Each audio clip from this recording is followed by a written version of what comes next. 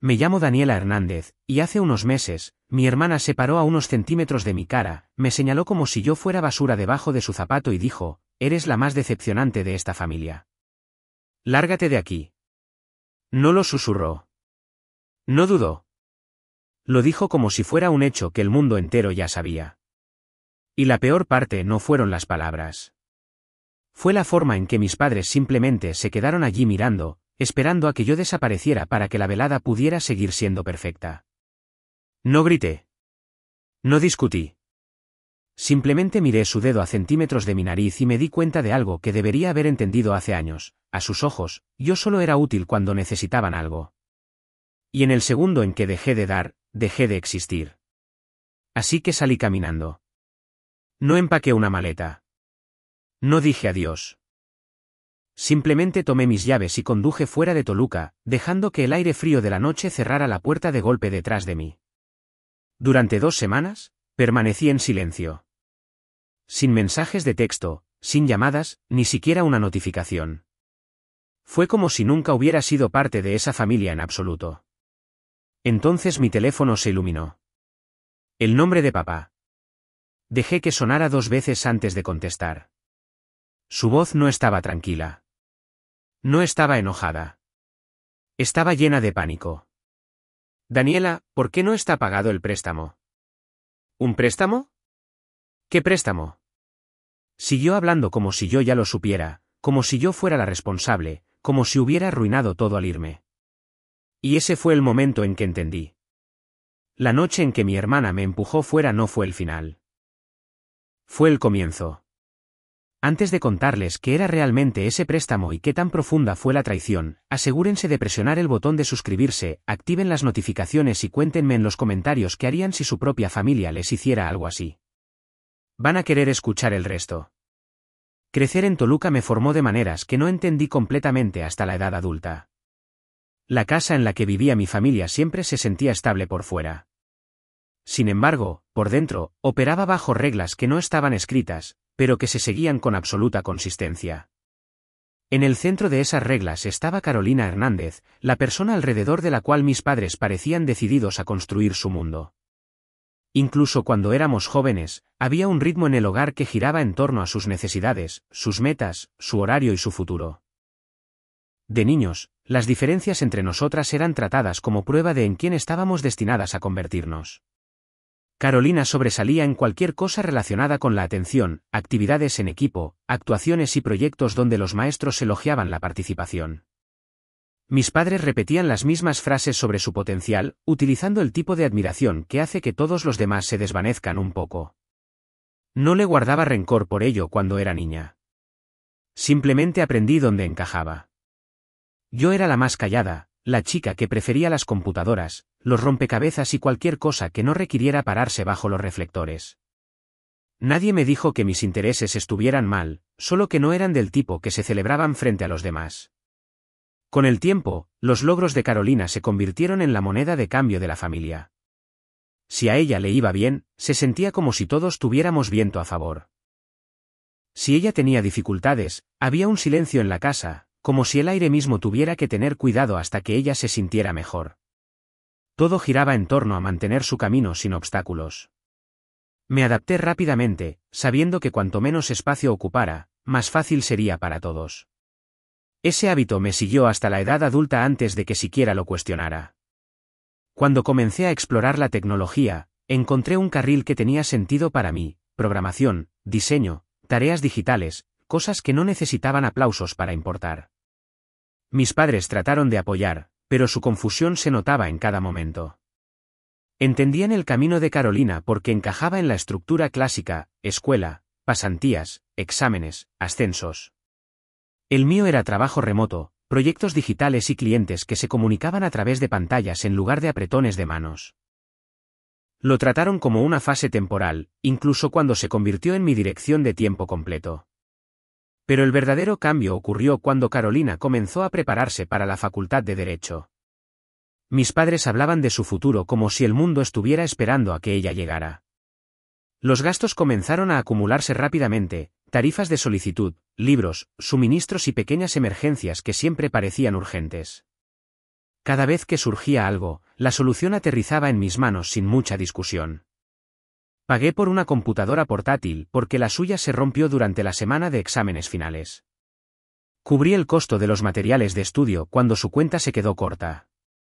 Pagué la despensa cuando mis padres estaban ajustados de dinero. Cada contribución se sentía como lo correcto en ese momento, principalmente porque nadie preguntaba si yo podía manejarlo. Asumieron que podía, y yo hice que funcionara. Poco a poco, estos pequeños actos cambiaron a algo que parecía más una expectativa que un apoyo. Si Carolina necesitaba un recurso, yo era la opción lógica. Si mis padres tenían un mes difícil, me llamaban a mí primero. Me convencí de que era parte de ser confiable, de que las familias funcionan a través de temporadas desiguales, y la mía simplemente se inclinaba en una dirección particular.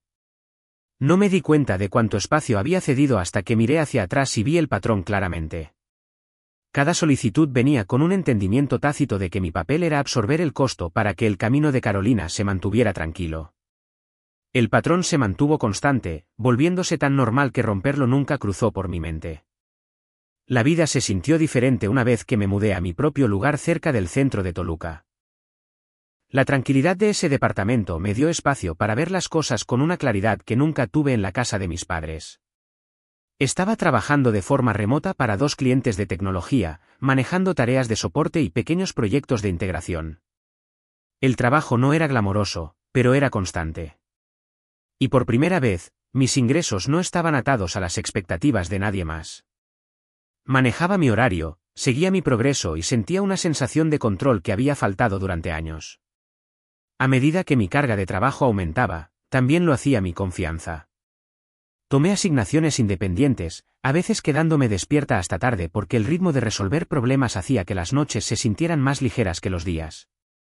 Con cada proyecto completado, mis ahorros crecían. No se lo anuncié a nadie. Mantenerlo en privado se sentía más seguro. Mis padres nunca entendieron realmente lo que hacía, y explicarlo solo llevaba a confusión. Así que dejé que creyeran que era simple trabajo de computadoras. Nada serio. No valía la pena corregirlos. Esa independencia debería haber creado distancia, pero en cambio, acercó a mi familia de maneras que no esperaba. Cada vez que las cuentas se volvían abrumadoras para ellos, recurrían a mí sin dudarlo. Al principio, era poco, una reparación inesperada del coche para mi madre, un pago de servicios que se les pasó, un libro de texto que Carolina no podía pagar. Cada solicitud llegaba con el mismo tono, como si pedirme fuera natural, casi automático. Manejé esos costos en silencio, no queriendo causar tensión.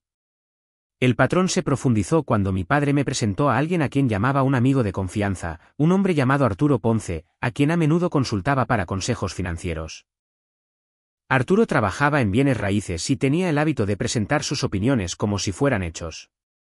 Cuando se enteró de que yo trabajaba en tecnología, me habló como si fuera una niña jugando con máquinas en lugar de gestionar contratos reales. Mantuve mi distancia, pero mis padres lo admiraban inmensamente. Cuando él les decía algo, lo creían sin dudarlo. Con el tiempo, la influencia de Arturo se filtró en las conversaciones sobre dinero. A menudo insinuaba que las personas con ingresos flexibles deberían contribuir más a sus familias porque no todos tienen ese privilegio. Mi padre repitió esas palabras más tarde, casi como si las hubiera ensayado. Sentí el cambio inmediatamente, la forma en que la generosidad se convirtió en deber. Fue sutil pero inconfundible. Luego vino un tramo cuando Carolina se estaba preparando para otra ronda de exámenes y los gastos se acumularon nuevamente. Mis padres estaban estresados y sus llamadas se volvieron más frecuentes. Cada conversación conllevaba esta suposición silenciosa de que yo podía cubrir los faltantes. Traté de ignorar la incomodidad que se arrastraba, convenciéndome de que era temporal. Eso era más fácil que cuestionar porque la responsabilidad siempre recaía sobre mí. Eventualmente, las solicitudes cambiaron de forma. En lugar de pequeñas contribuciones, se volvieron más grandes, atadas a fechas límite o emergencias que requerían transferencias rápidas.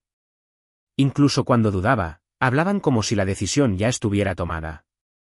Me dije a mí misma que ayudarlos era lo correcto, lo responsable, lo que una hija confiable debería hacer. Esa justificación me mantuvo entera más tiempo del que debería haberlo hecho. No noté cuán pesadamente se apoyaban en mí hasta una tarde cuando revisé mi cuenta y me di cuenta de cuánto había dado sin que nunca se me preguntara si eso me afectaba. La realización golpeó más fuerte que cualquier solicitud individual. El patrón había crecido más rápido que mis límites, y yo lo había permitido. Sus necesidades llenaban cada espacio disponible porque nunca me opuse.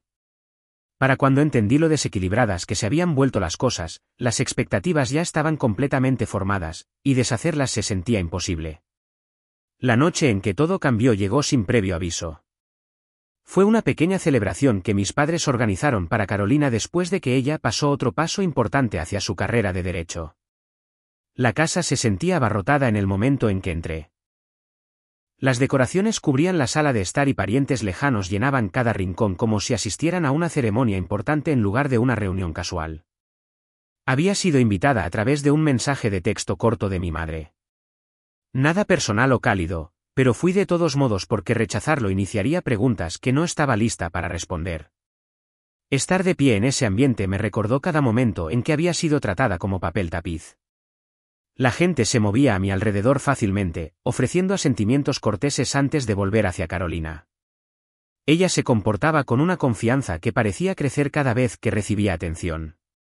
Había un brillo a su alrededor, como si el orgullo de la familia se reflejara a través de ella más claramente que en cualquier otro.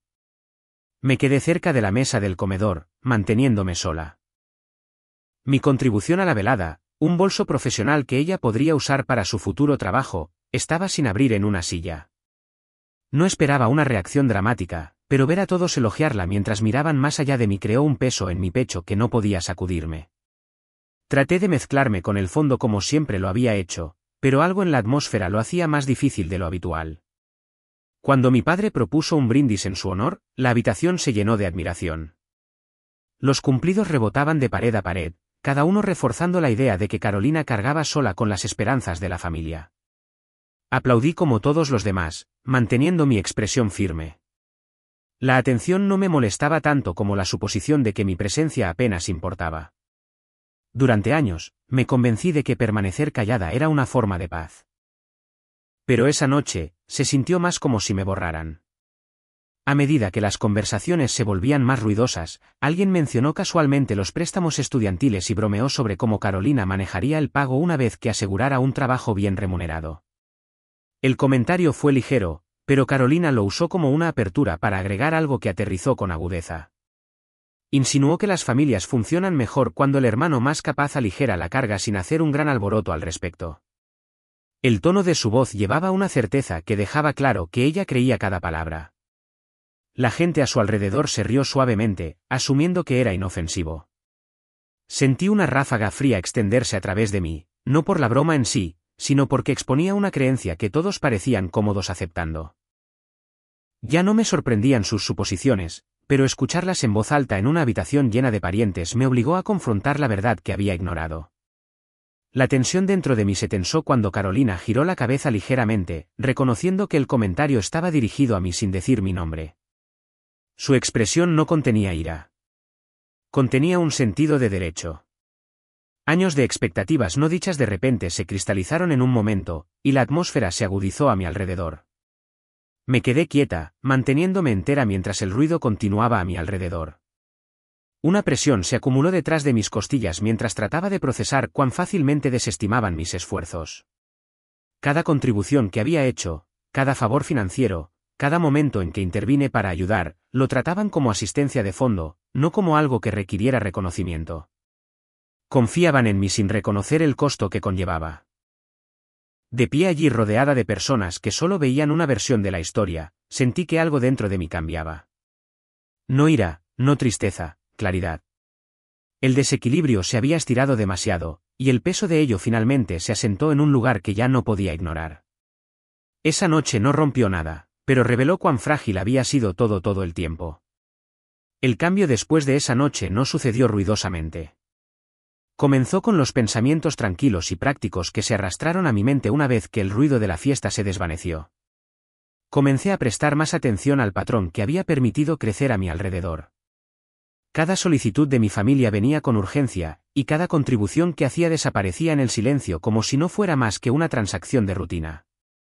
Cuanto más lo miraba, más me daba cuenta de cuán profundamente el desequilibrio había moldeado mis decisiones. Mientras mi trabajo se estabilizaba, me encontré tomando proyectos extra. No porque necesitara el dinero, sino porque la imprevisibilidad rodeaba a mis padres y a Carolina como una nube. Nunca lo dije en voz alta, pero me preparaba para el siguiente gasto repentino. La presión financiera no me abrumaba, sin embargo, la responsabilidad permanecía constantemente en el fondo. Se sentía como vivir bajo un goteo constante de expectativas. Durante este tiempo, me crucé de nuevo con Arturo Ponce. Apareció en la casa de mis padres durante una de mis raras visitas, ofreciendo consejos con la misma confianza que antes. Arturo actuaba como si entendiera las obligaciones familiares mejor que nadie, y se comportaba con el aire de alguien que disfrutaba viendo a la gente depender de su guía. Tenía una forma de hablar que hacía que las sugerencias casuales sonaran como pasos obligatorios. Mis padres absorbían cada palabra que decía. Cuando Arturo insinuó que contribuir más al hogar era una extensión natural de mis circunstancias afortunadas, repitieron la idea más tarde como si se hubiera originado de ellos. Escucharlo se sintió como ver una historia siendo reescrita mientras yo estaba parada tranquilamente en la esquina. Arturo no fue la causa del desequilibrio, pero lo amplificó de una manera que hizo que el peso se asentara más pesadamente sobre mis hombros. Alrededor de este periodo, Carolina enfrentó desafíos más difíciles en su programa. La presión que experimentaba parecía extenderse por toda la familia como si sus luchas se convirtieran en una crisis compartida. Cuando ella necesitaba algo, materiales de estudio, tarifas, transporte, mis padres me entregaban el mensaje sin dudarlo. Su tono no era exigente, pero conllevaba una expectativa que se sentía arraigada. Rara vez me negaba porque resistir me invitaba a una tensión que no tenía la energía para navegar. Las solicitudes continuaron creciendo, alcanzando un nivel donde ya no llevaba la cuenta de cuánto contribuía. Me dije a mí misma que era temporal, una fase que se nivelaría una vez que Carolina alcanzara sus metas. Pero en el fondo, sentía que el patrón se estaba solidificando. Mi familia se apoyaba en mí porque era conveniente, no porque fuera justo. Durante este tramo de tiempo, aprendí más sobre mis propios límites de lo que esperaba. Me di cuenta de que la resiliencia puede torcerse hacia la negación cuando te acostumbras demasiado a cargar más de lo que te corresponde. Entendí cuán fácilmente la generosidad se convierte en obligación cuando nadie cuestiona la distribución de la responsabilidad. La verdad se sentaba pesadamente en mi pecho.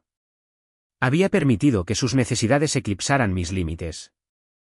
Una tarde, mientras revisaba un conjunto de facturas para un nuevo proyecto independiente, la conciencia me golpeó con fuerza clara. Había dado más de lo que podía justificar, no en un solo momento, sino a través de una larga serie de elecciones que se mezclaron hasta que el total se sintió imposible de calcular. El desequilibrio no fue un accidente. Fue una estructura construida lentamente, reforzada por años de pequeños momentos donde permanecí en silencio. De pie en mi escritorio, rodeada por la tranquilidad de mi departamento, entendí que tan lejos habían derivado las cosas. El peso de ello no era dramático. Era constante, innegable y profundamente arraigado. La realización no provocó acción todavía, pero se asentó en su lugar con una claridad que no podía ignorar. La distancia entre lo que daba y lo que recibía se había vuelto inconfundible. El punto de inflexión se asentó lentamente, comenzando en una de esas mañanas sin incidentes cuando el silencio dentro de mi departamento se sentía más pesado de lo habitual.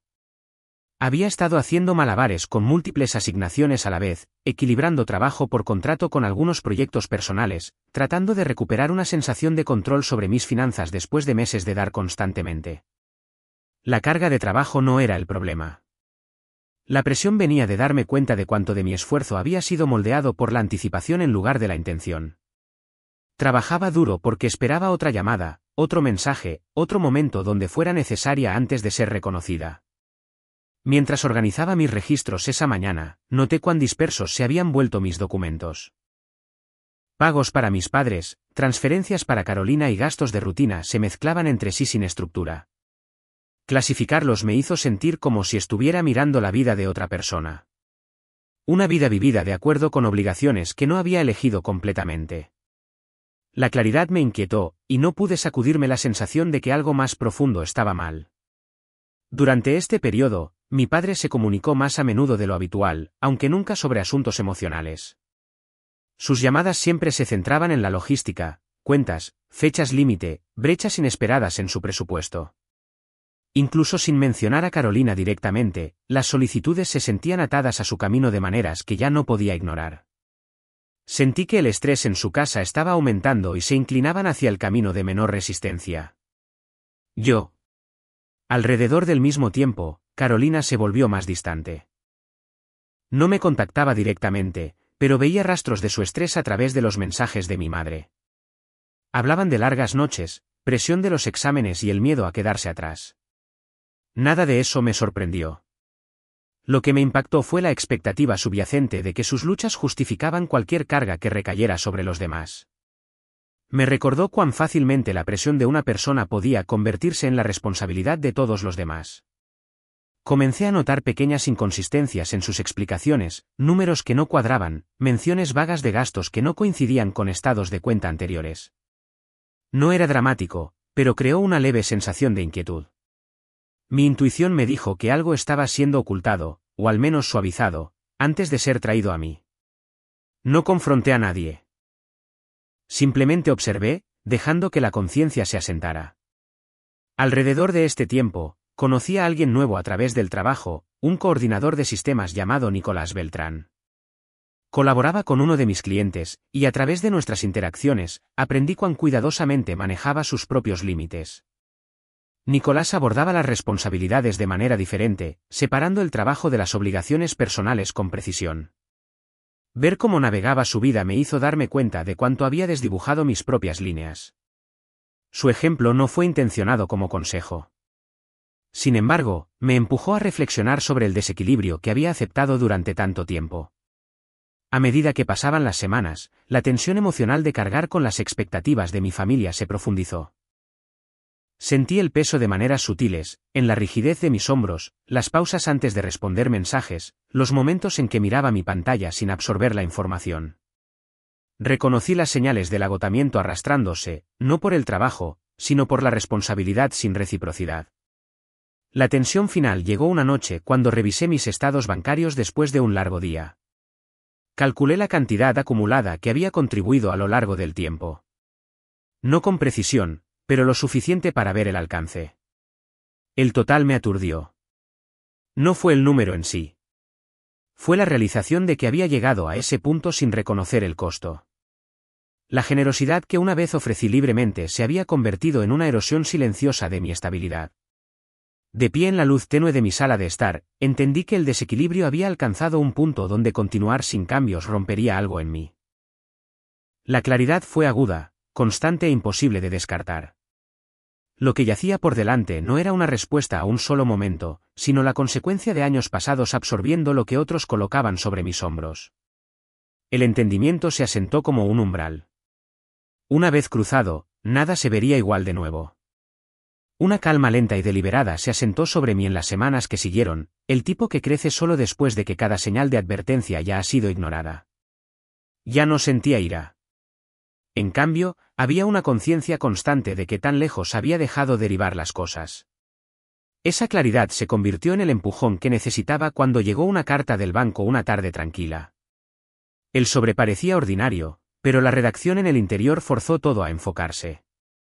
Hacía referencia a una cuenta atada a mi nombre, una que nunca había abierto, mostrando un saldo vencido que hizo que mi estómago se tensara. No había malentendido. Alguien había usado mi identidad. La realización no me sorprendió tanto como esperaba. Se sintió como ver la pieza final de un rompecabezas deslizarse en su lugar. Reconocí el patrón, el momento, la desesperación silenciosa que debió haber impulsado la decisión. Incluso sin pruebas todavía, entendí quién habría cruzado ese límite porque la línea ya había sido desdibujada tantas veces que pasar sobre ella probablemente se sentía natural para ella. Las siguientes horas se movieron con una claridad aguda. Saqué cada documento que había guardado a lo largo de los años, estados de cuenta bancarios, transferencias digitales, recibos viejos y registros de cada contribución que había hecho. Clasificarlos no me hizo sentir reactiva o emocional. Se sintió procedimental, como limpiar una habitación que había ignorado por demasiado tiempo. Con cada página añadida a la pila, vi la forma completa de lo que había permitido. El desequilibrio había crecido hasta convertirse en algo visible, innegable y peligrosamente explotable. Contacté al banco, luego a un abogado. Las conversaciones fueron directas, basadas en hechos en lugar de sentimientos. Cada paso que tomé me separó más de la versión de mí misma que toleraba el peso de la responsabilidad sin cuestionar. Lo que más me sorprendió no fue el daño financiero. Fue la aceptación silenciosa con la que había vivido, como si mi valor existiera solo en cuanto podía absorber. Esa realización conllevó más impacto que la deuda misma. A medida que la investigación avanzaba, la verdad se desplegó en detalle preciso. La cuenta no autorizada había sido creada durante uno de los periodos de alta presión de Carolina usando información sacada de documentos a los que tenía fácil acceso en la casa de mis padres. Los fondos estaban atados a gastos que ella no había revelado, y el saldo se había disparado en el momento en que ella omitió un pago. Verlo confirmado no trajo satisfacción, trajo cierre. Probó lo que había sospechado silenciosamente. Incluso cuando me negué a reconocerlo, mis padres se comunicaron repetidamente una vez que la situación se volvió imposible de ignorar para ellos. Sus mensajes conllevaban una mezcla de pánico e insistencia, como si resolver el problema siguiera siendo mi responsabilidad. Leí cada uno de ellos en silencio. Por primera vez, no me sentí atraída a arreglar lo que se había roto. Su urgencia ya no tenía poder sobre mí, y la distancia que había mantenido finalmente se sintió justificada.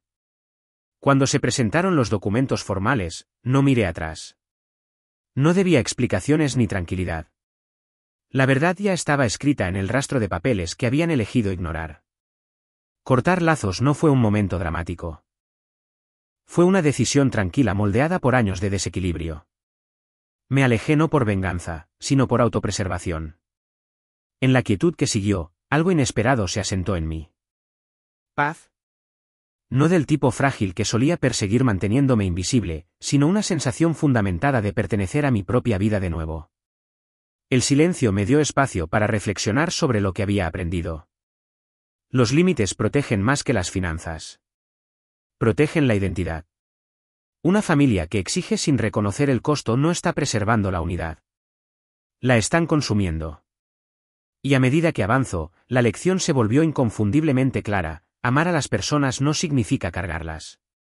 Y alejarse no es crueldad cuando quedarse significaría perder.